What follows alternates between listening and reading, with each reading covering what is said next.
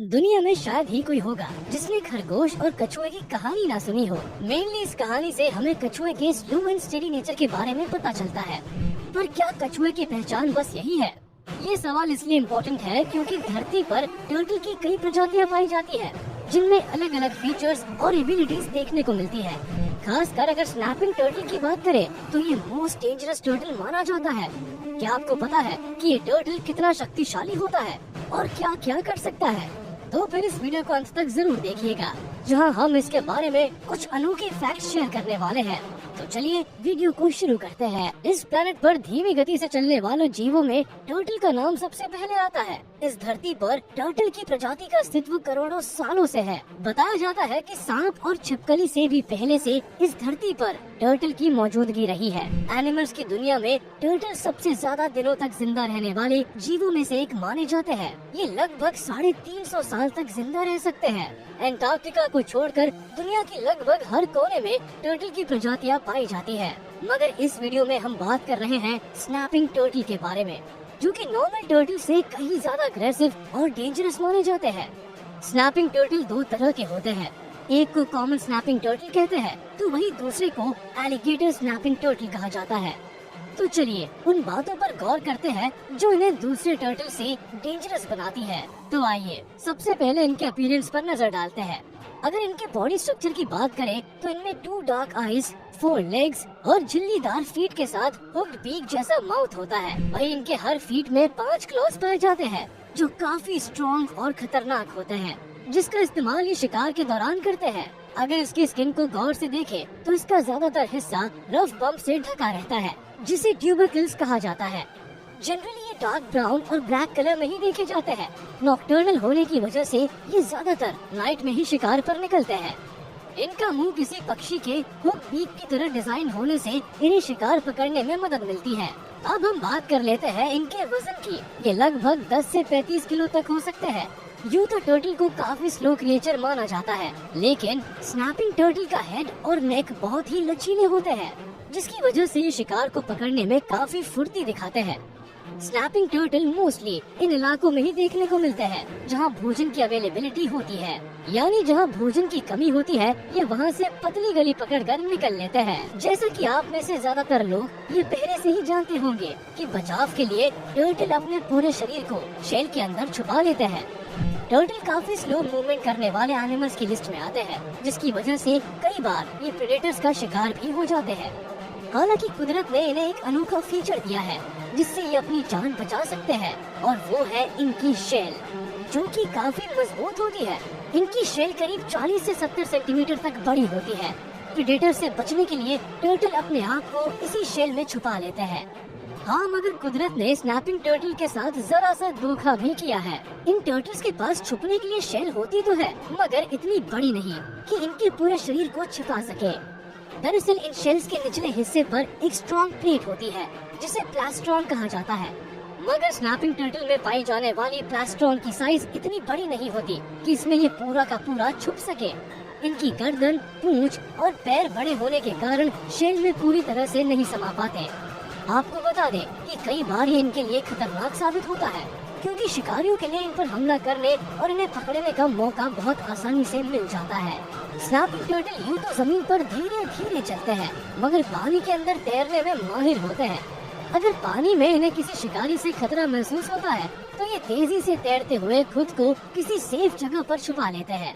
खास तौर पर अगर स्नैपिंग टर्टल की बात करें तो ये अग्रेसिव नेचर के होते हैं और अपने शिकारियों पर काउंटर अटैक करने से भी पीछे नहीं हटते। जब ये जमीन पर होते हैं तो और भी ज्यादा गुस्सैल और अटैकिंग मूड में होते हैं। ऐसा लगता है जैसे जो भी इनके रास्ते में आएगा उसकी खैर नहीं। खतरे के समय शिकारियों पर अटैक करने के लिए ये अपने खतरनाक क्लॉस, शार्प हुक्ड बीक और पावरफुल जॉस का इस्तेमाल करते हैं और अपने दुश्मन को बुरी तरह से घायल भी कर देते हैं। यानी इस मामले में कुछ लोग इन्हें क्रोकोडाइल से कंपेयर करके भी देखते हैं, क्योंकि इनका अग्रेशन और अटैकिंग मोड करीब करीब एक जैसा ही होता है। फर्क सिर्फ इतना होता है कि ये साइज में छोटे होते हैं। स्नैपिंग टर्टल के हैबिटेट्स की बात करें तो इन्हें नॉर्थ अमेरिका के लेक्स, पॉन्ड्स, कैनाल और रिवर में देखा जा सकता है। ये सॉलिटरी एनिमल अकेले ही रहना पसंद करते हैं, मगर मेटिंग के दौरान इन्हें साथ में देखा जा सकता है। इंटरेस्टिंग बात यह है कि स्नैपिंग टर्टल्स कई तरह के हैबिटेट्स में रहने की आदी होते हैं।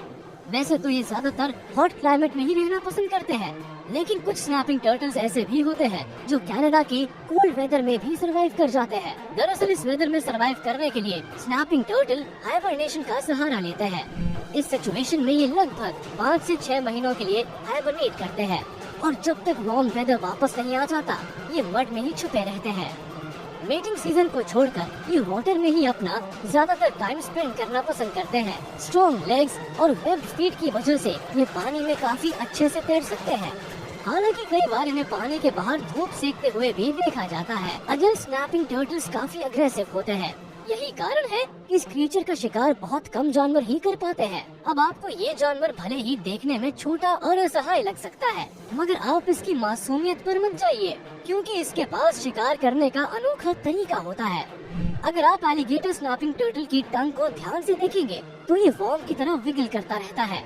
दरअसल ये खुद को वेजिटेशन में छुपा कर रखता है और अपनी टंग को शिकार फंसाने के लिए चारे की तरह इस्तेमाल करता है, जिससे कई बार मछलियाँ धोखा खा जाती है। वो वर्म समझकर जैसे ही इसे खाने के लिए आती है, खुद ही टर्टल का शिकार बन जाती है।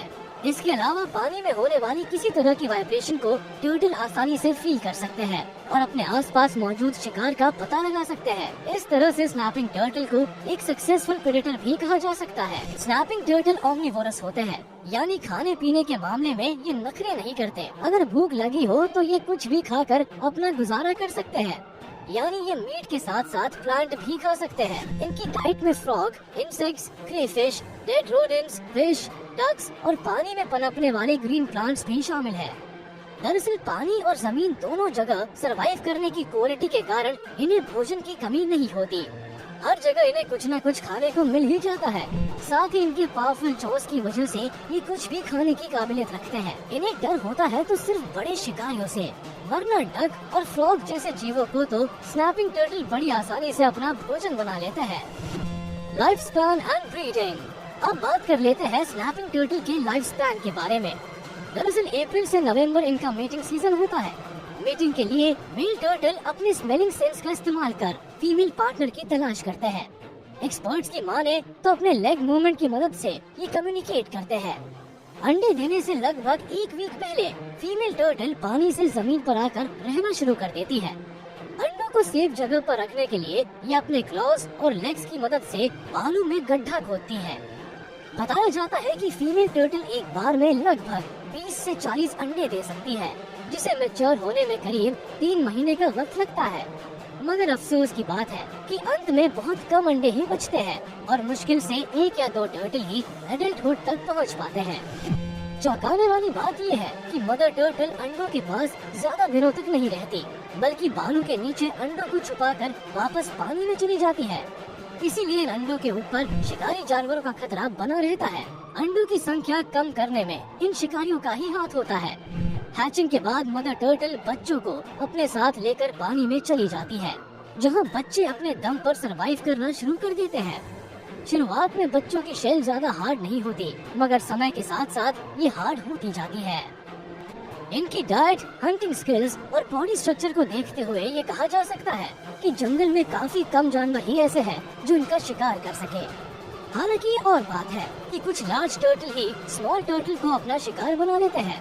इंसानों से भी इन्हें बहुत खतरा होता है, क्योंकि कई लोग इन्हें अपने डाइट प्लान में शामिल करते हैं तो कुछ लोग इन्हें बाजार में बेच देते हैं।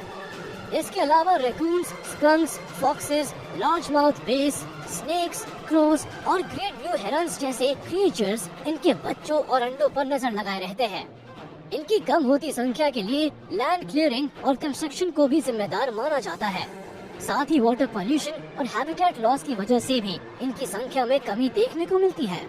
यही कारण है कि IUCN की लिस्ट में इस स्पीशीज को थ्रेटेंड माना गया है, यानी इस क्रिएचर को सेव करना जरूरी है। इस बारे में आपका क्या ख्याल है, हमें कमेंट बॉक्स में बता सकते हैं। अगर आपको ये वीडियो पसंद आया हो तो इसे लाइक और शेयर जरूर कर दें। अगर अभी तक आपने हमारे चैनल को सब्सक्राइब नहीं किया है तो इसे तुरंत सब्सक्राइब कर लें। साथ ही बेल आइकन को प्रेस करना ना भूलें, ताकि सभी नोटिफिकेशंस सबसे पहले आप तक पहुंच सके। फिलहाल के लिए इतना ही, जल्द हाजिर होंगे नए और अमेजिंग वीडियोस के साथ।